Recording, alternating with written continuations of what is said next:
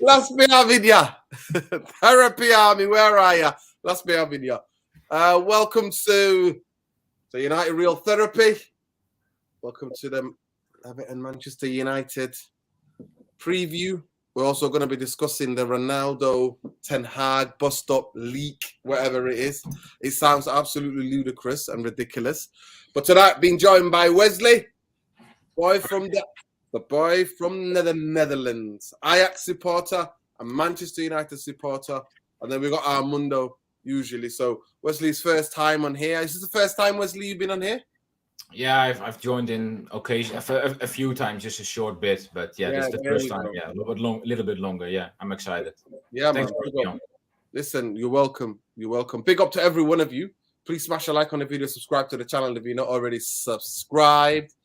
And is that your new YouTube channel, West Express Football? Yes, it is. I've just made it today. Wow, amazing.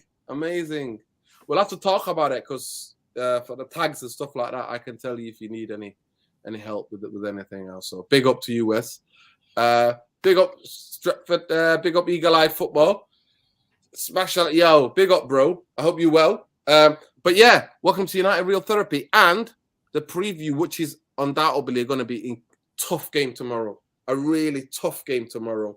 I'm not expecting anything less. How was your day, Wes? Other than that, setting up a YouTube channel? It's been good, mate. It's been good. Yeah. Mundo, how are you feeling? You good?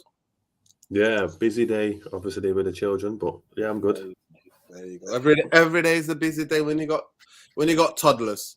Every day is a busy day. So big up to the herbal tea, massive herbal tea all around. So Everton tomorrow, huge game for Man United. After that, because the Cowardice FC, that's what I refer to the team as from now on. Coward FC. It is a big game tomorrow night. Not more than so because of what happened in the derby, what happened to us, obviously, and then what happened to us by the Cypriot team, what they did to us. And for 10 minutes when we conceded, or 10, 15 minutes, it looked like they were they could bang in more goals. So it could have been one of those games where could have been even huge embarrassment. So thanks to Martial and Rashford, Man United snuffed the game out in terms of that. That third goal was much needed because I knew they were going to get a chance and they would have equalized. So at 2-1, I was not confident at 2-1. I hate that competition. I really hope Man United are not good enough to win that competition, and I hope we get knocked out of it ASAP. That's my feeling of it, because I think that's a Mickey Mouse trip Man United should not be in. If Man United want to concentrate on any trophy, I think they should go all out to win the FA Cup, which is traditionally properly the best cup competition in world football still, because of the prestige and the history. But Everton tomorrow is going to be a fascinating game. Mason Holgate, Yaramina both returning to training. Obviously, we've got Varane out, Maguire, Wan-Bissaka, Donny van der Beek. All of them are still out. So it's going to be a tough game. So Everton, I know, hold your horses, guys. Everton have the best defensive record in the Premier League. They've only conceded 7 goals. 7 goals this season. Their man of the moment, the man that's on fire, is Jordan Pickford. Jordan Pickford has recorded save ratio of 81.6 this season, ranking him as the second behind Bournemouth Neto. He's the best save rate in a single campaign. It's incredible. He's on absolute fire. They were not at their best against Southampton. Obviously, you could see that. They don't concede many goals. Obviously, we conceded 6, and it could have been 10. So it was not for me like anything. The Cowardice FC are going to turn up again tomorrow. Everton play 4-3-3. They play quite solid, especially at home. Their supporters do not let them walk around. One thing about Everton, their fans at Everton in Liverpool, they do not allow them to walk about like like lost that. No, they don't mind getting beat. Everton fans, I've got friends who are diehard Evertonians. They don't mind getting beat, but it's the thing. It's always the things that you ask for in a performance. Was there an aggression? Did you fight for second balls? Did you play with intensity? All these and all of those things have to be there in terms of the elements. And Everton fans do not allow their team to ponder around like we do, because we got cowards, and we're a coward of a football club from top to bottom. That's what we are. So Everton, for me, all out. So Everton could win consecutive Premier League meetings only for the second time. So this is only the second time they can win. Twice they beat us last season, 1-0 with an Anthony Gordon goal. Obviously, they were fighting relegation, and every game was a cup game for them. Manchester United solitary win in the past 7 league matches against Everton, 3-1 away in November 2020. I think that was when we came back. We played Istanbul on the Wednesday and then came back and played them on the Saturday, 12:30, if I'm not mistaken. So, yeah, United were victorious in 13 of their first 16 Premier League visits to Goodison, but have won only 4 of the subsequent 14 attempts. So our record is it's not great there. It's not great there. They are a top team.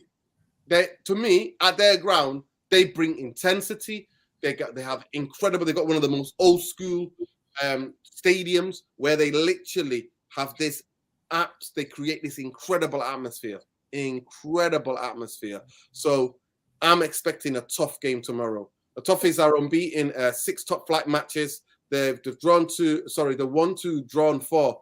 Their best run since going 7 without defeat in November and December 2017. Everton can register 3 consecutive Premier League wins for the first time since March 2021 under Carlo Ancelotti. They have the best defensive record, like I said, in the Premier League. Fran Rijkaard could become only the third manager in Everton's history to win the first 2 league matches against Manchester United. Old Martinez. Remember, they beat us on the Roberto Martinez. They've got some key players. Iwobi is playing fantastic. They've got a really good squad. So it is going to be tough. I'm not going to lie to you. Cowards FC turn up tomorrow. They're getting turned over. Every 50-50. Every inch of that pitch, Everton fans are going to absolutely give it their all. They're going to give it their all. It's going to be a Sunday night in front of the light. In front of the lights. Trust me. So it's going to be intense. But is Cowardice FC ready? I don't think they're crap. Everton's crap. This is that Java's cooker.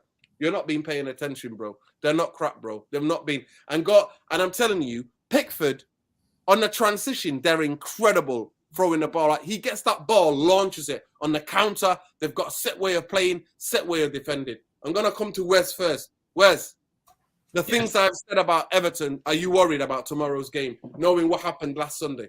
Very worried, yeah, of course. I mean, to think that we're just going to turn it around like this, like it's probably not going to happen. And I think we all don't expect it. I think it's as you said, you're right. I mean, it's always been difficult there. We have to be so much better than especially at City, but also against Omonia. Like that's a crap side, and it's a Mickey Mouse trophy, as you said, and you're totally right. And we had a lot of possession, but the way we set up, we left ourselves very vulnerable. And you mentioned in your intro or in the beginning, you mentioned Istanbul, and there was a thought in my mind popping up, and maybe you both guys will remember when Matic just left alone and the guy from Istanbul just sprinted. There was no defense left, and that was the same with Omonia. Like, it's the way we set up in possession. It's like we don't have cover for when someone is under pressure. Like, if we do that against Everton, we're going to get turned over, and it's going to be difficult. First goal is going to be key, I think. Always in every game now, Man United play first goal is key. Yeah. Mundo, I'm going to come to you. From the things that I've talked about, how people think Everton are crap, our fan base thinks Everton are crap because they were fighting relegation last season, but they've had a decent and solid start to the season. At the end of the day, I think they've drawn 4 and they've won 2. So this could be their 3rd consecutive game they're looking to win. And our record there recently has been horrendous. Like I said, our last league win is 2020, 3-1 win after Demba Ba, like Wes said, embarrassed us in Istanbul with the most ridiculous goal in the history of Man United. The most embarrassing goal.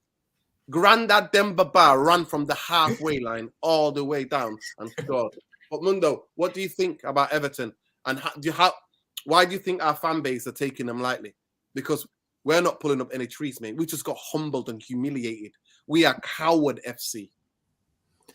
The thing is that I'm not going to lie. I haven't watched a lot of Everton this season. So, but what I have seen, they don't appear to be. They're not going to play better football than Man United. They're not going to out-football us. So, the thing I'm concerned about is, as you said, the intensity. I think if Manchester United play with intensity, we beat Everton. That's just my view. I think they lack quality. I think they're just scrapping and they're trying to get points. You know, get them.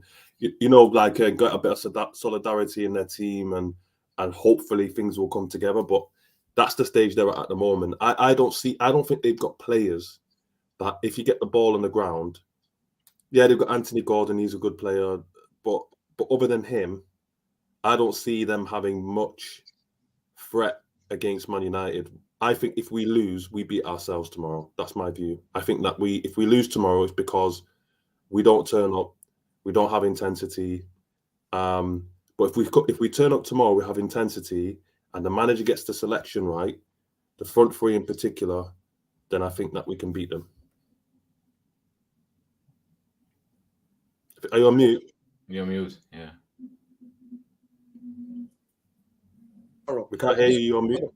So I'm just looking for their potential lineup tomorrow. You don't think they've got match winners in their team? Gordon, they've got the kid from Leicester. I always forget it. Gray, yeah. Gordon. Who else do they have? Mopé. Say that again? Mopé. Yeah, Mopé. Yeah. They could have Calvin Lewis back tomorrow. They've got that midfield that I forgot, the big lad. Oh, Onana. I'm trying to find out. The Corey as well. The Corey. Onana. Yeah. Yeah, Onana, yeah, Onana, yeah. Onana as well. Onana. But the thing is, Great player. But for where we want to be, we should be beating Everton with that lineup. It's not like we've faced better Everton teams than that when they've had guys like Lukaku and better players than what they've got now. I mean, yeah, on the day, like Demarai Gray can do something, but they're very inconsistent players. They're not world beaters, you know. I give them credit. They obviously work well as a team. But Manchester United have got more quality, definitely more quality. But what is quality when we don't do anything? What's quality? That's what I'm saying. I don't think all things being equal, if Manchester United turn up tomorrow, which is a big if, right? Because we just don't know if it's going to turn up from one day to the next. If they turn up tomorrow on their game, Man United win. If they don't turn up tomorrow, they buckle under the intensity of Everton's play and the atmosphere, we get turned over. Because to be fair, we were absolutely dreadful last season when we went to Everton. Even though the scoreline didn't reflect how bad we were in that game. And Everton won by a deflected goal. It's not like they battered us. And that was Man United at the bottom of the barrel. If that Man United turns up, they lose. If Man United turn up wanting to play the game with intensity, the front three click, and what I'm sure we'll get onto lineups in a bit, then we should win. We should. But we just don't know what team's going to turn up tomorrow. That's the problem. That's been a problem for the last 3 or 4 seasons, at least. You just don't know what Man United is going to turn up.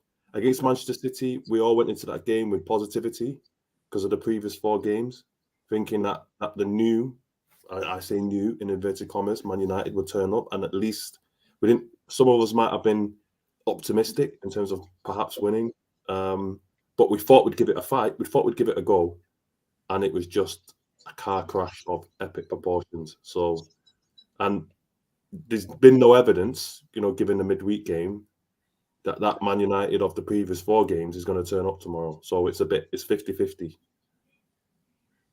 For me, it's just when I look at it, you might be right in terms of like ability, but what use is ability when you can't like take? They're playing in very solid.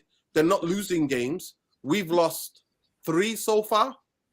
I don't think they've lost. They've drawn 4 and they've won 2. So at the end of the day, they've had a better start to the season because they're undefeated in that way. You know what I mean? And they played an intense derby game. They've got Connor Cody at the back. They've got Tartowski.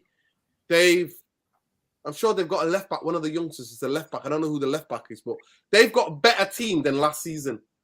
So this team that we're facing is nowhere near the team that we played against last season. It's not. They're much solid in midfield. They've got great. Is it what's his name from PSG back? Gueye or so. Yeah. I don't know.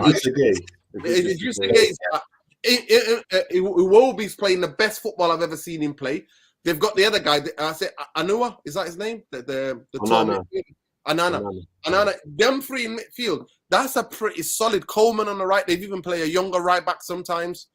And the front 3 are like usually Gray, Anthony, and Mope. So they can cause problems, yeah. They've got match winners in their team. They've got serious match winners in their team. Plus, every one of them is not a coward. They work their socks off, game in, game out, and especially at Goodison. So for me, when I look at this game, danger. It smells danger. And we've seen those games before where Pickford has been man of the match for Everton. How many times have we seen it in the past fixtures at Goodison, especially, where Pickford is just firing? Like, nothing's going past him. He's getting lucky. I'm seriously worried about this game tomorrow. Seriously worried about this game. And I don't think it's easy. I genuinely don't think it's easy, as some of you are making out to be. I would absolutely love their running stats and their effort levels. Exactly. Because their fans do not allow anything else. The fans set the tone. Their fans set the tone. I've been in that stadium. I've watched Everton versus Man United throughout the years. Actually, there might be a chance I might be going on tomorrow night. So I'm telling you, they play with intensity. And the cowards that we have, they don't. They showed us they don't play with intensity. To say what the problem is, right? And this is, I figured this out myself. We as fans have been infected by that virus in the club, which is the lowering of standards and expectations. I, as a Man United fan, so whether or not I'm being overly optimistic or I'm being ridiculous or whatever, I expect my team to go to Goodison tomorrow and win. I would expect nothing less.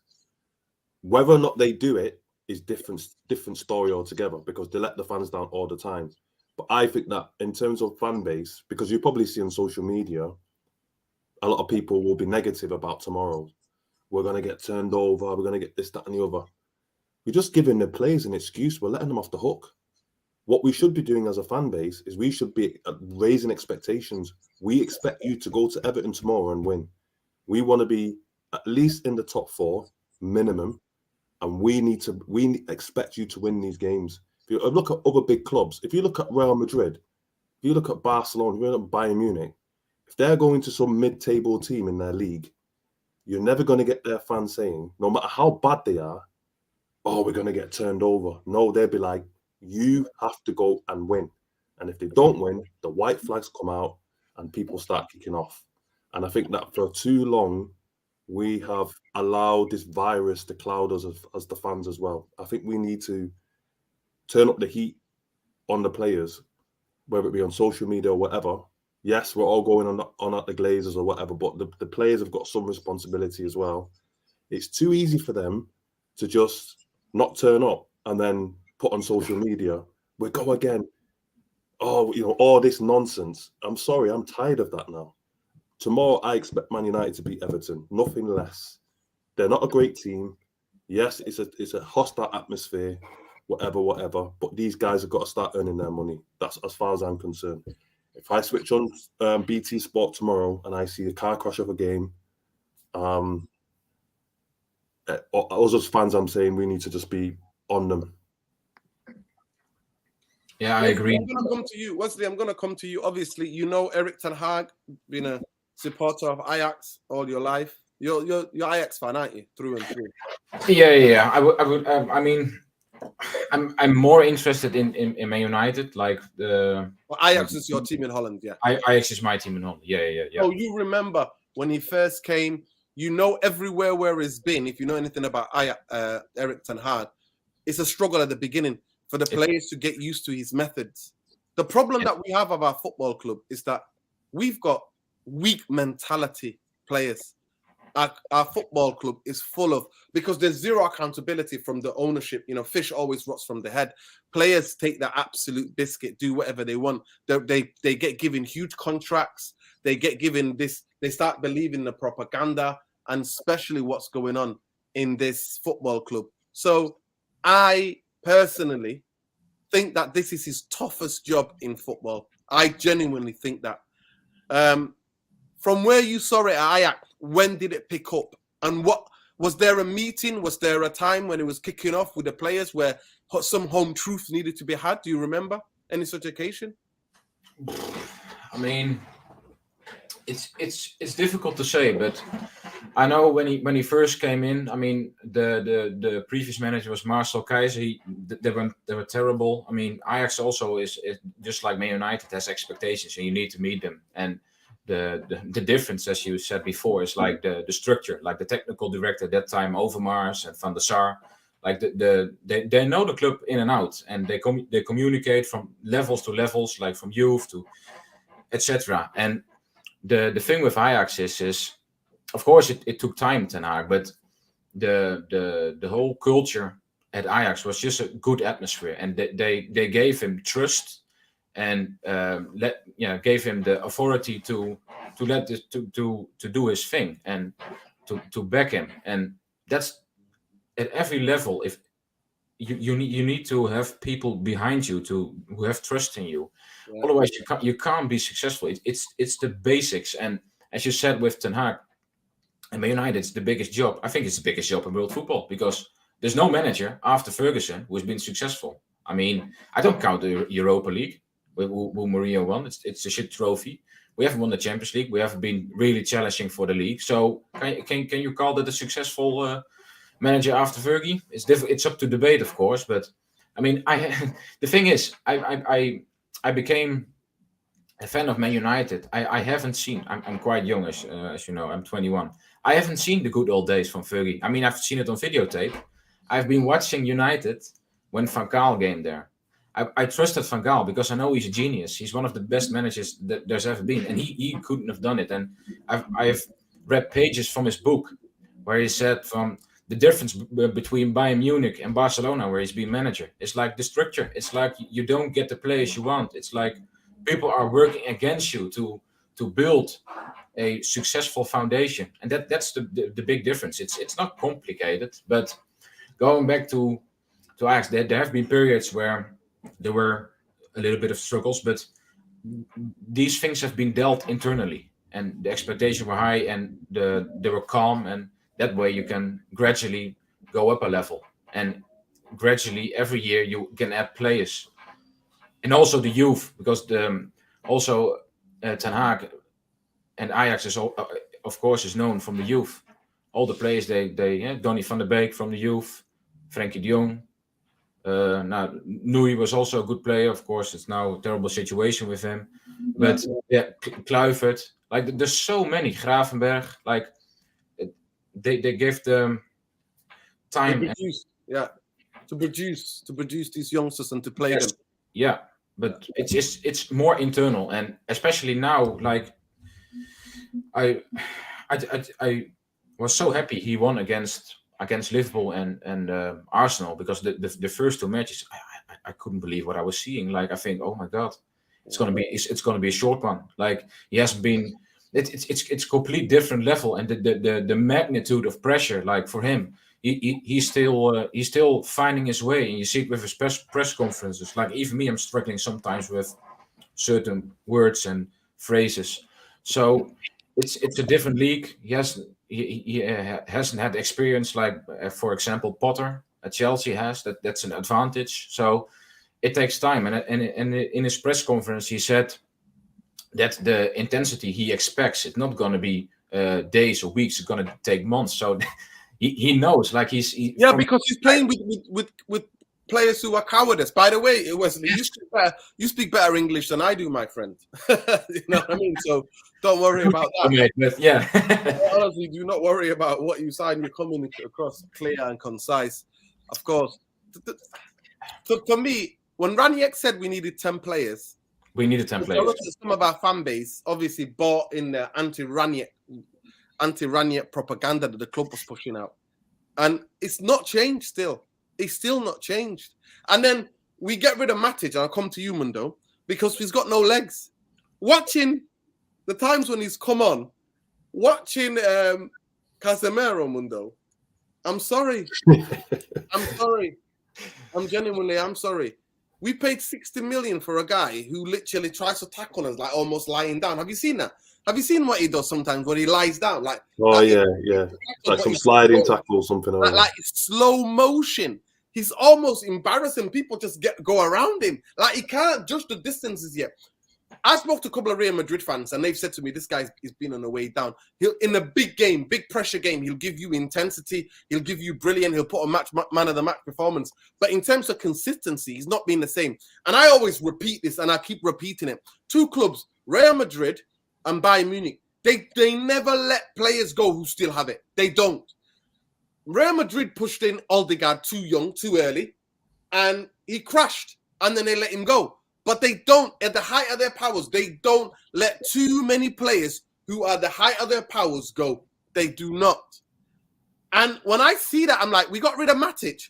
Everybody was saying Matic, oh, he's so good for the team, but he hasn't got the legs anymore. And obviously, it's still early. So I've said I will apologize to Casemiro. I've said it from the day one when we signed him. I said I'll print them out and eat my words on camera. But in this moment in time, I don't see it. And Scott McTominay is keeping you out of the team. That's saying something for me, trust me. But where do you stand on Casemiro, and where do you stand? Do you agree or disagree with me? And why are Man United in this predicament where we can see we need a right back, we need another central midfielder that can carry the ball, and we need a striker? The problem I have, and I'm sure Wes can correct me on this, but I have never been a fan of 4-2-3-1 as a formation for Manchester United. I just don't like it. I don't think Bruno's intelligent enough to play as a 10, and I think we get constantly overrun in the midfield. And it doesn't matter what the personnel they put in there. Our midfield is just not strong enough. So you need to add numbers. So I'd rather us play with a 4-3-3. I don't know if Ten Hag has played the 4-3-3 with Ajax, but that's I prefer the 6-2-8. But the problem you have is Casemiro as a 6, as a single pivot. He can play that role, but not in a team that wants to play high line progressive football. Because he's like a firefighter, isn't he? He will cut out passes, he will cover defenders, but he hasn't got the passing ability, which is why Frenkie was so pivotal to the way that Ten Hag wants to play. In the 2, again, he hasn't got the passing ability, so you put Eriksen in next to him. That's concerning because, if observations are being made about his legs, Casemiro's legs, and you've got Eriksen next to him, that means you've got no legs in midfield. That's what I'm talking about. In terms of getting rid of Pogba and Matic, Man United needed to invest. This is how you know that we're broken. We are broken as a football club. You need people with energy to be in and around you. We sign a guy on a free that's literally got heart condition. And he's been amazing, by the way. Other than the derby, I thought he was horrendous. But we saw how he became pivotal. A guy who's 31 years old became pivotal to the way we play because we have nothing else in terms of creativity in midfield. Zero. Nothing else, right? the fact that now we've got another 30-year-old at the football club with a 5-year contract and that amount of wages, it is dumbfounded to me. So if any of you guys ever wanted to know about how this window was amazing and how this window was amazing, all of the club propaganda just tells you, it literally shows you. We get rid of Pogba and Matic and we bring in 2 granddads. Yes, one of them's got incredible quality on the ball, but as we saw against City, he was nowhere to be seen. Like, he was nowhere to be found. And I'm not just blaming that, it was the whole team, but him alone couldn't get us out of there because he just was horrendous. So when he didn't play, we don't play. And also, Casemiro plays in a 3 at Madrid with 2 really, really creative midfielders. Exactly. So that's why I'm thinking he can play in a 3, but I don't know if he can play in a 2, in a double pivot. I've never seen him play that role. So it's like, you're right. It's like they're just like putting the finger up in the air and just guessing. It's like the manager has a style of play. He has a formation. He has a certain profile of players. And does Casemiro fit that? Even though I'm not saying he's a world-class midfielder, but it's like you want to play tiki-taka and you buy a 6'7" striker who wants to head the ball. It's like he might be the best striker in the world, but if he's 6'7" and his game is crosses and you play tiki-taka, then it's not the right profile of player. So Casemiro, the jury's still out. I don't think he's the manager's player because Anthony went straight in with no warm up, nothing. First game, Arsenal at Old Trafford, big game, straight in within days of being signed. And Casemiro is all this, he needs to get used to the league. Well, no, it was never re-signing. We know, and I know, and everybody knows. Everybody knows he would not have gone for that. They just picked out a big name because we went from Rabiot to Casemiro. Because Man United, let it be known, were willing to spend money on big wages. But we need a big name star. A name in world football who's won it. This might be another blunder. Listen, look at the difference how Real Madrid has won. Why is Varane? Why is Casemiro and Ronaldo both? That's a retirement home for Real Madrid players. I'm sorry, but we are. Manchester United should be getting players in their 20s, early 20s, who can give you 6-7 years. Well, you only have to look at Liverpool struggles, and that's because they've got aging players and playing in a system that requires young, athletic players. And we don't have the right profile of players to play high intensity football because all of our players are getting on. Yep, that's why Ten Hag said that it's going to be that it's going to take a long time to build that intensity that he wants. Like you can't, of course, you can't compare his Ajax team with this one. It's like light years ahead, and the youth and the system. And Ajax, as you said, Mundo, coming back to your point.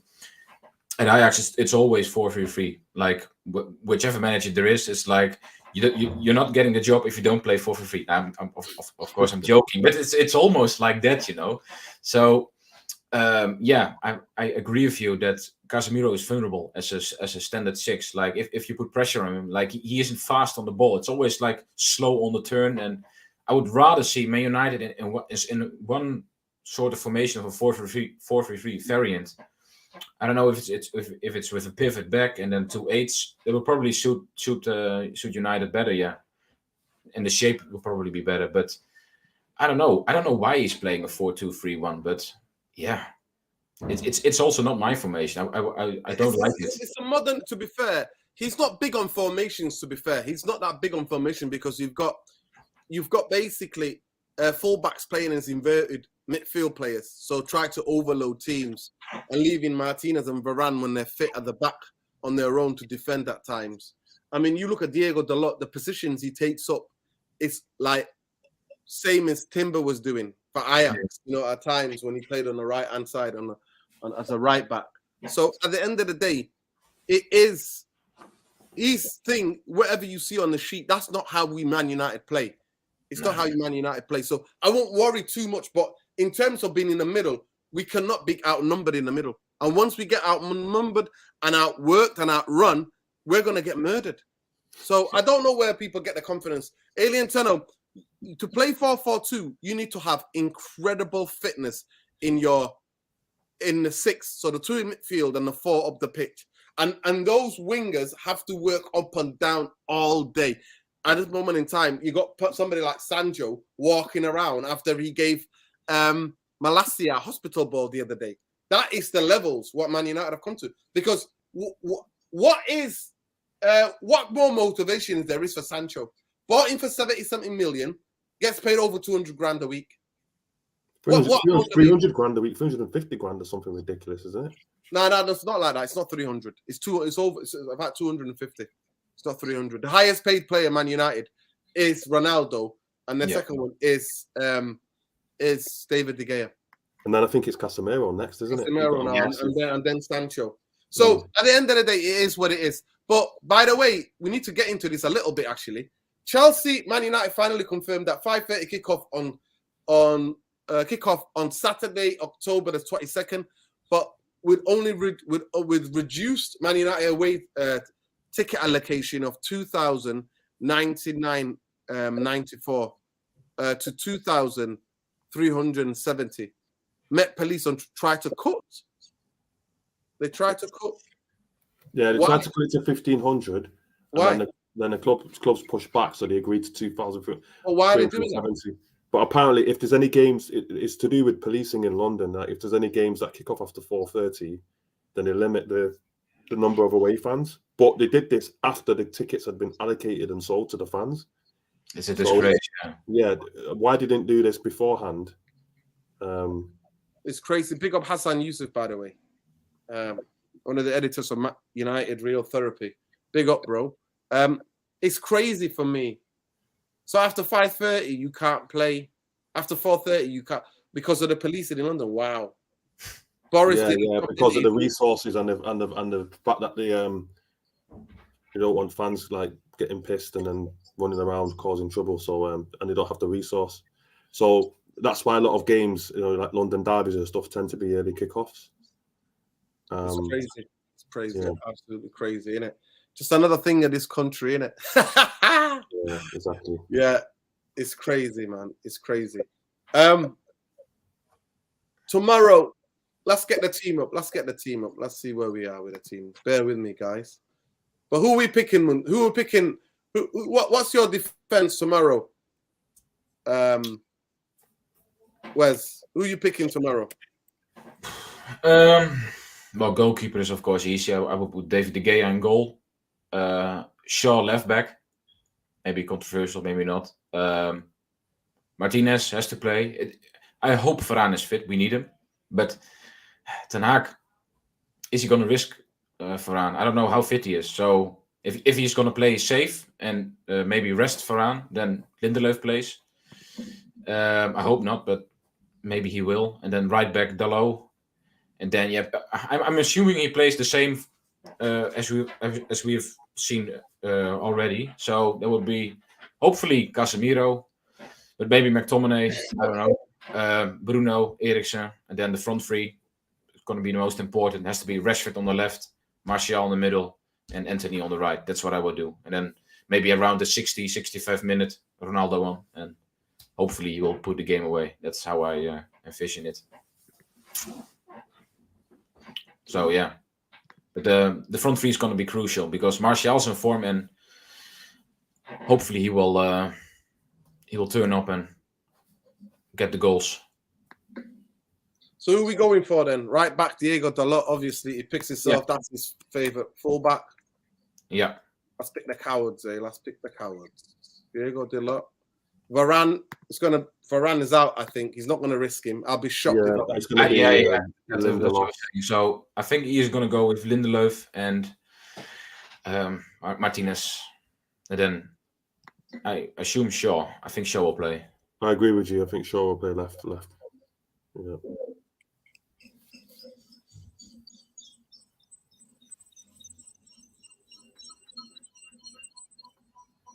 Somebody got me on in the background. No. Wes? Yeah. Have you got something in the background? Have you got me on? No. Okay. I don't know where the noise is coming from. It might be my end. So in midfield, what did we go for in midfield? Obviously, Eriksen. Eriksen has to play, I think, or will play. Then the other position is probably throwing the coin in the air. But I will Casemiro play? I think he will. I think he Yeah, will. he's got to play him at some point, hasn't he? I personally think it's McTominay because the ball in the air. The reason why McTominay plays, McTominay trumps into these areas here.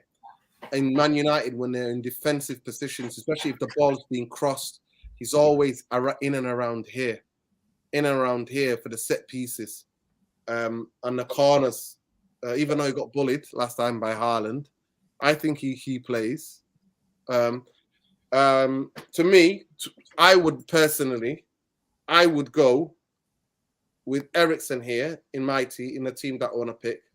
I would pick Casemiro. To me, tomorrow Bruno gets dropped for me. Yeah, I agree. Good shout. Yeah, he's been terrible. He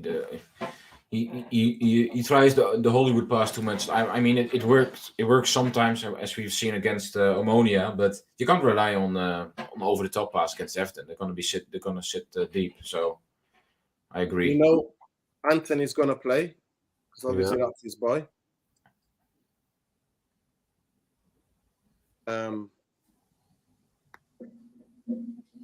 I think he might start the game, Martial, but he might come off, I think, for Ronaldo. He will start, I think, yeah. Martial has every game he's played is impacted. Yeah. As a number 9. And the ball sticks. That's the biggest difference between him, Rashford, and Ronaldo, is that the ball sticks. And it means our midfielders can get into the game. Mm-hmm. So he's critical in that view, but the fact that we're relying on Anthony Martial tells its own story. I mean, he'll probably get injured falling over his laces or something. Mm-hmm. I will play Casemiro here, yeah, and then play this like 2 number 8s here, really, and give Eriksen a bit more freedom. What do you think to that team, guys? In the comments, let us know. What do you think to that team? Big up to every one of you. But what do you think to that team? Is there anything that you would change, Mundo? No, I would. That's the team I would play, and in that formation as well. Yep, same with me. Okay. What do you think of the formation, people? What do we think of the formation? Let us know, please. What do we think of the formation?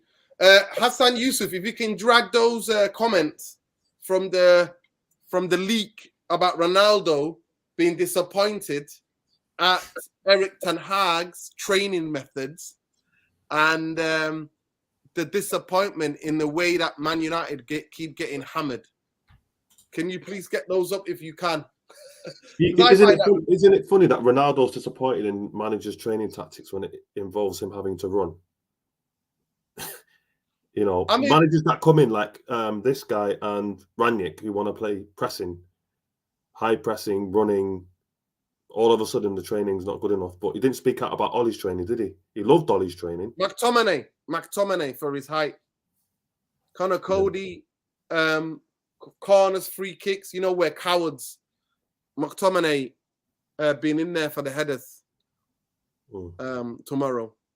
I would take out Bruno because the biggest thing what we're scared of, the reason why I've not selected Bruno, is him losing the ball in these areas and Anthony and Rashford not working back and us getting exposed and overrun. They've got athletic midfield. They've got athletic midfield. They've got athletic midfield, Everton. And to me, the biggest thing what I'm waiting for, can these two, when we're under the cosh, do they come back and help? Do they come back and help? Or do they just stay up here and hold their positions and let these 3 get overrun and our defense being overrun as well? Does that happen? That's the biggest thing for me. Wes, you know, with I'll ask you because obviously you know a lot about Ajax. What I was under the impression that Anthony was known for his defensive work for Ajax, like he was good at helping his fullbacks. Is that right? Or yeah, that's right. Yeah, I mean the most of the fullbacks at Ajax track back a lot, but he has not been doing that well. I have to say, I don't know why he's doing that. I mean, it should be an instruction, like from the knowing Ten Hag, and if you play high up the pitch, as we've seen with I mean, if you compare it to City and Liverpool, the intensity and the fitness you need to have as wingers, like you need to have that fire in you to also help your fullback. So you're right. At Ajax, it is the norm, and I don't know why he's not doing that. It's weird, but he should be. Very weird. It is very, very weird. But let's come back into this, Wesley. I don't know if you heard about these leaks, but apparently, to sum it up, in summary, Ronaldo's not happy with the training ground methods and how Man United are getting smacked up. What do you say to that? Nonsense. I mean, I don't know. I don't know what to say. This is from Duncan Castles. Yeah. Quote, and Duncan Castles, he's got a couple of stories on. So he was Jose Mourinho's mouthpiece, propaganda mouthpiece. He's the one that basically came out and said Ronaldo wants to leave in the summer. You know, said he wants to go. He doesn't want to be here. And which was really embarrassing for Ronaldo and his agent, because it just basically came out and it basically went that no teams were willing to put in serious bid for him, to take him. Actually, any player of that stature, to me, Ronaldo is 50-50 for me. He's a legend because he's won a European Cup at Man United, and any player who wins the European Cup at Man United is a legend. Any player who wins almost so many couple of titles in a row and wins FA Cups, when you win big trophies and you're part of it, he was world class. He became world class. But I also remember the Ronaldo that used Man United as a club to bargain with every time he needed a new contract at Real Madrid. And I also remember that Cristiano Ronaldo that told everybody that he was a slave. You know, he was a slave. So for me, it's 50-50. He's got a PR machine just similar to the Glazers and the bankers have at Man United. So it's fascinating that he's trying to put pressure on Erik Ten Hag. And I'm like, they gave him a couple of years. But then, to be fair, would you be shocked if the Glazers and the bankers sack Erik Ten Hag if things, let's say, will go astray, and keep Ronaldo because he's bringing in commercial revenue for them? It wouldn't shock me, but I think, I mean, it's all hope, I guess. I hope they've learned the lesson not to look only at the commercial side of things, because they've had some backlash, but it wouldn't surprise me. But those comments are weird. I mean, I can see them if you're looking at the propaganda point of view. I mean, I can see that he is not being happy because he's not playing well. It's like Ronaldo, he's the man. He should be playing every game, but we have to be realistic. Like he's not been the Ronaldo we know for a long time, and every player has dips, and gradually you decline. That's normal in a football cycle. So yeah, it is weird. But if you look at it from that point of view, maybe it's pressure on the club to maybe try to find a way out. But I can't imagine. Like maybe I think Ten Hag would be good to let him go, but there has to be someone to replace him for. Like if it's Ronaldo going and no one in, like only idiots will do that, you know. So you need to have those options. So I think Ronaldo leaving at January, I think it's not going to happen. But probably in the summer he will, because he will have loads of options, and of course I think he's then out of contract, if I'm right. I don't know. Is that right? If is Ronaldo out of contract next year? Well, yeah, but he's got 1 year optional, hasn't he? Man United always have 1 year option. Yeah, we can trigger the 1 year option if we want to keep him. That just shows you. Mundo, I'm going to come to you with the same question about Ronaldo. Is Ronaldo betting on the fact that Erik Ten Hag could lose the next couple of games, pressure builds, and Erik Ten Hag could be see you later? And because we already know Ten Hag apparently said he's kicking and go, but I need a replacement. I already was screaming in the summer, Man United needed a striker whether Ronaldo stayed or not, because Ronaldo's not the future. And with the injuries to Martial, it was always going to happen that way. But what do you think? What do you think this game is? If this is Ronaldo, by the way, is alleged from Duncan Castles. I think it's less to do because there's no benefit to Ronaldo of Ten Hag getting sacked, because that's what it means. Because he wants to win, he wants to challenge for trophies now, because his clock is ticking. So there's zero benefit to him. But Man United are not being ready, Mundo. They've not been ready. Well, that's the thing. So I think there's two reasons. I think one is to protect his brand. So to say the level of my performances and the reason why I'm is not down to me, it's the manager, right? So he still wants that big club because clubs will be looking at him saying, because people are questioning it already. Is Ronaldo in decline? He's not the same player. So I think he's trying to put the blame on the manager. It's not me. I'm still Ronaldo. It's the manager. It's his training. It's his tactics, this, that, and the other. That's one thing. And the second thing, I think that he might be trying to, behind the scenes, make the situation so strained that the club are forced into a position where they have to make a decision between the two of them in the hope that they will say, it's Ronaldo, we'll let you go, right? So I think it's more that than him trying to get Ten Hag sacked, because his long-term, he knows his long-term future is not at Man United, so he don't give a damn if Ten Hag is at Man United or not. He wants to go. So I think it's all to do with protecting his brand and trying to force a situation where the club have to say, right, you're so toxic. Not that is it.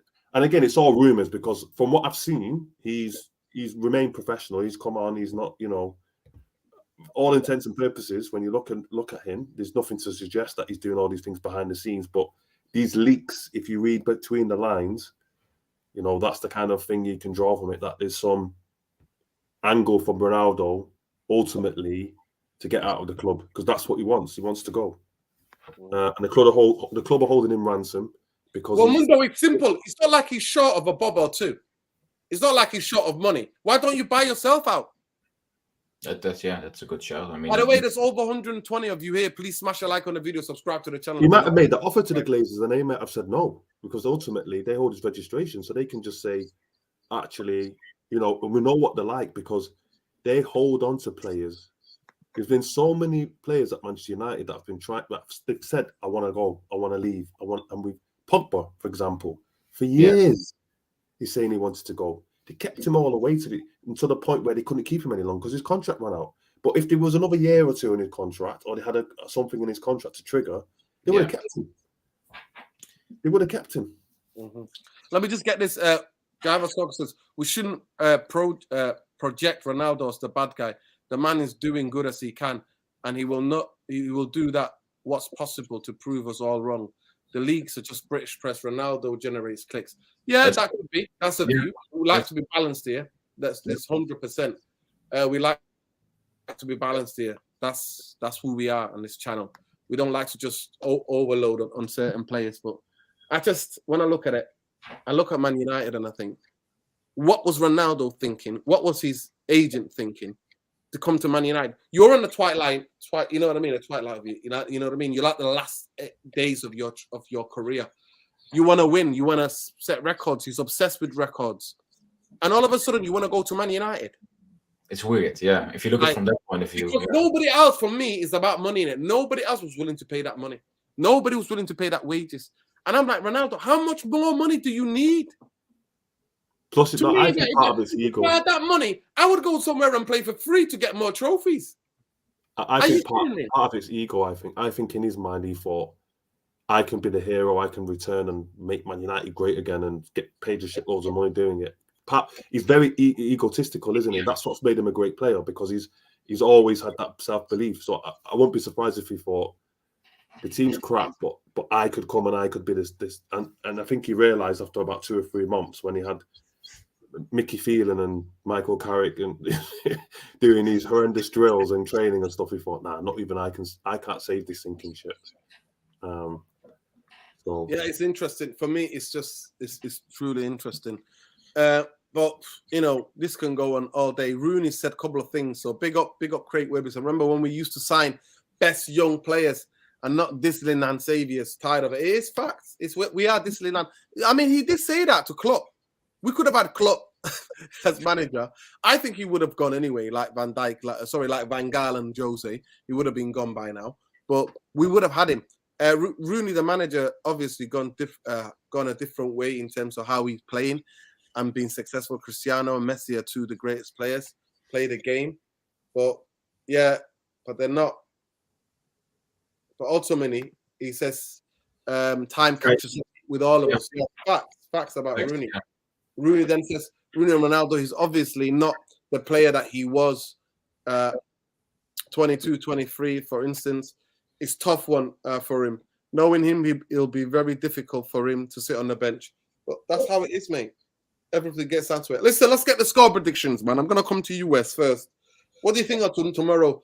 Coward FC against Everton, or the Toffees, as they're known in this country. Do you know the nicknames for them? Toffees. Have you heard that name before? Yeah, I've heard the name. Yeah. So the Toffees. Cowards FC against the Toffees. What do you think tomorrow? What are you thinking? What's your heart saying? What's your head saying? Head first. Give me the head first and the heart after. Okay. The head first is going to be a draw. 2-2. And the heart? 3-1. Win for United. I'll ask you the same question. Please get your score predictions in, guys. Go ahead, Mundo. What's your head saying? The head saying it's Thursday, Sunday. It's a 7 o'clock kickoff on a Sunday, which is weird. They've got all time to rest, to be fair. Yeah, that's true. Yeah, that is true. I'm going to go for a draw, but I don't think there'll be 4 goals. I think it'll be 1-1. My heart is saying, I don't think we'll keep a clean sheet. My heart is saying 3-1. Hey. Yeah. Nice. My heart is saying 2-1, 3-1. 3-1. Same as 3-1. Okay. Just the last year that Ronaldo and Rooney. I'm sure he stays patient. His chance will come again. It's then obviously him taking those chances and trying to force his way back in. Well, it is what it is. Alicia's gone for Alien Tenno. Let's see. Alicia's gone for Family Club 2, Man U 0. Okay, Alien Tenno's gone 1-0 either way. AMG's gone 1-1. Same as Giorgio B. Splash has gone. Head says 1-1. Heart says 3-1. AMG saying, I won't be surprised if you lose 3-0. That's going to happen. 4-1 Man United. Wow. That's optimistic. He's gone for it. The reason whatever he's smoking, I want him to recommend me who supplied him with that stuff. Honestly, seriously, they need to 100%. They need to let us know. They need to let us know what's happening. The reason I said 2-2 is because if Ammonia can score 2 goals, what can Everton do? I mean, I know there were mistakes. I know that they didn't create the chances. There were 2 mistakes. One from last year, which was also Sancho's fault, and the other was Lindelöf's mistake. So there is a mistake in the defense. So I'm not convinced. That's the thing. I mean, even though they have not been a goal threat, Everton, I think they can out of the blue, we lost last year, the deflection shot, that's just random. So that's they why outworked us, to be fair, last season. They were battling, but continued. It's 2-1. Fran says Varane plays 3-0, no Varane 2-2. Yeah. There's a couple of more quotes about Scholes, Paul Scholes and Cristiano. He had a lot of chances against I can't even really pronounce it. Nicosia, which he didn't score, but that won't happen for a long with Cristiano. So all his ex-teammates backing him. You can see that in it. All of them are backing him. Scholes, it might be time for Bruno Fernandes to have a rest on Sunday. See, that's why we agree with Scholes. I don't think anybody in the fan base disagrees with him. Jarvis Cocker, wow. Jarvis will be here tomorrow, hopefully, for the match reaction. So we will see if you are right. But you're very buoyant tonight. I don't know what you're drinking. I know it's Saturday night, mate. I know. Are you on the vodka? I don't know what you're on tonight, but you're on fire. Whiskey, yeah. You're on the whiskey. I don't know what you're. Maybe whatever you're on. 3-0, you're making it. Scholes, Casemiro played 3 Real Madrid. Casemiro played in a 3 at Real Madrid of all time. He needs help. He will need McTominay and Fred around him. I don't know. That's what we're saying. He's not having no evidence of him playing in a 2. Or as a single pivot, or double pivot. He's always been free in the midfield. 0-0 or 1-1, it could be. There we go. Right, guys. Thank you so much. We'll see you here. Those of you who are watching the video late, please give me your score predictions in the chat. I'll check it tomorrow, and we'll be back here tomorrow night for the match reaction. I still don't know yet. I'm going to find out tomorrow afternoon if I've got a ticket, if I'm going. If not, I'll just be watching it like the rest of you. I'll be watching it on telly like the rest of you, saying how we're going to play and how shit we are. But anyway, big up. Cowardice FC's on the road again. So we'll see what we do. It is a derby tomorrow. Merseyside against Manchester. That's how he's always been. Greater Manchester versus Merseyside. So it is a derby. It is a derby and a very contested game. The crowd are going to be up for it. It's going to be a night under the lights. Those Evertonians don't need any encouragement. That stadium is brilliant because the noise. Oh, wow. It's proper old school stadium. You're going to get a proper old school atmosphere.